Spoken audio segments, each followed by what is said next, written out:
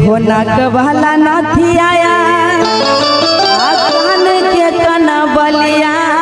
दिलाइदा हो राजा कि हमारा सिंहेश्वर के मेलावा घुमैला हो राजा हमारा देवघर के मेलावा घुमैला हो राजा सुनै छ हमरा देवघर का मेला घुमाई देना अबरी सावन में। अच्छा को बात बताब कि सब साल सावन के मेला लागे छे अभी धान रोपलिए से हो देखो पानी पड़ले वो डूबिए गेले बेकारे हो गेले तोरा कहां से में मेला घुमैया हमरा पैसा कौड़ी रहते तब ना। हां त बियाह कर कथि ला आनलव मतलब बियाह करे के मतलब की छे कि जे तू कहबो से हम तोरा पूरे ते रहिए करते नहीं त देखो हो बियाह का की अन लगे त क्या घुमैते मेला तो सजब घुमैला घर में खर्ची ने तम्बू के फरमाइश। अच्छा देख ऐसे ही एते बड़का स्टार छ बाप रे आइयो आलो हो के नहीं हो 50,000 में यह कह के हमरा सब दिन 10,000 तक कन्या के पीछा खर्चा करते हो नहीं करता है। अच्छा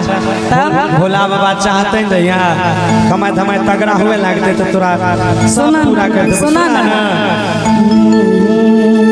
के हो नाक वाला नाथी आया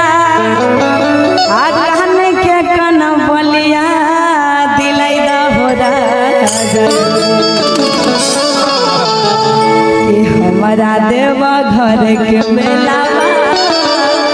घुमैदा हो सही हो भोला बाबा ए हो सुना ना कौन कर्म कैलो हम जहन मौगी मिलले तोरे लंग जाइल मार करे छ हम बाबा लंग के नहीं जाय छ बाबा लंग जाना गलत बात छ पुण्य के काम होय छ ना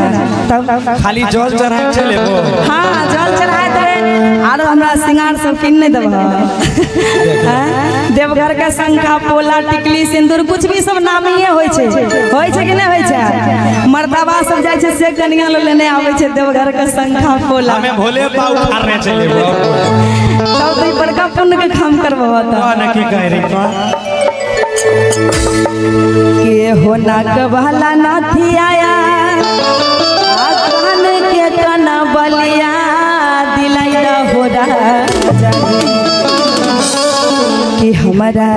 कि हमारा सिंहेश्वर के मेलावा घुमैला हो राजा हमारा देवघर के मेलावा घुमैला हो राजा नाक वाला नाथी आया कान के कन बलिया दिलाइदा हो राजा नाक वाला नाथी आया कान के कन बलिया दिलाइदा हो सैया ए हो दिलाइदा हो राजा हमारा देवघर के मेला घुमैला हो राजा हमारा देवघर के मेला घुमैला हो सैया नहीं छै घर में खरची नहीं करे मन मरची झूठ बोली छ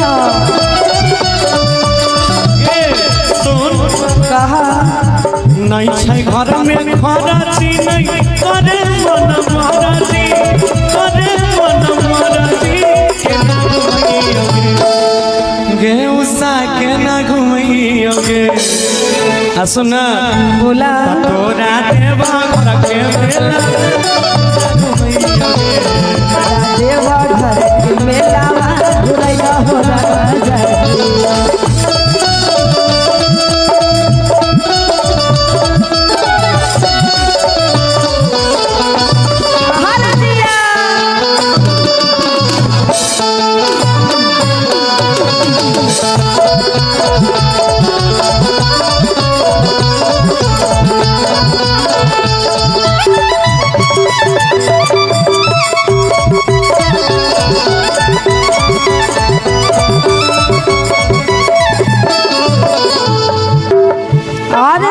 हो जाई छै बड़ा की गोतानी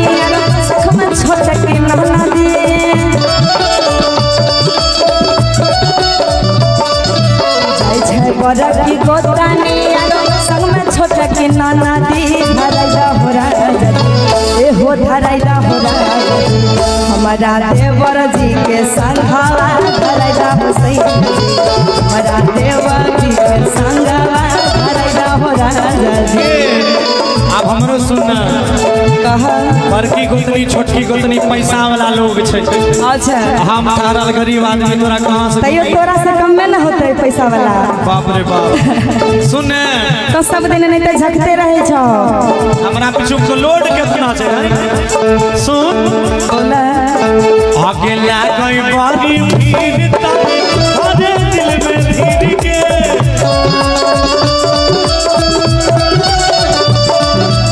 लागई बारी भीड़ तारे हरे दिल में धीर के हरे दिल में धीर के ना घुमैया के पगली के ना घुमैया गे आ तोरा देवा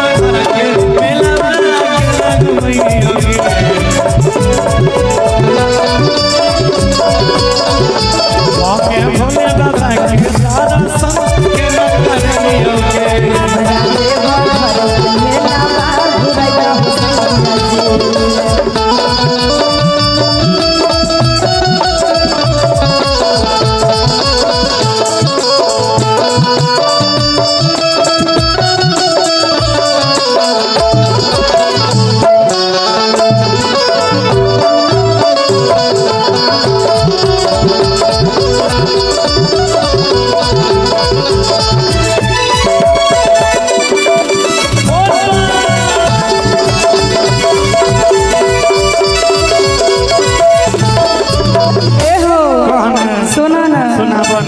रुका तनी पहले कन्या बनल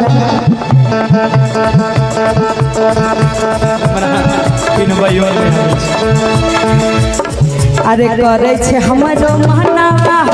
प्रति दरसनावा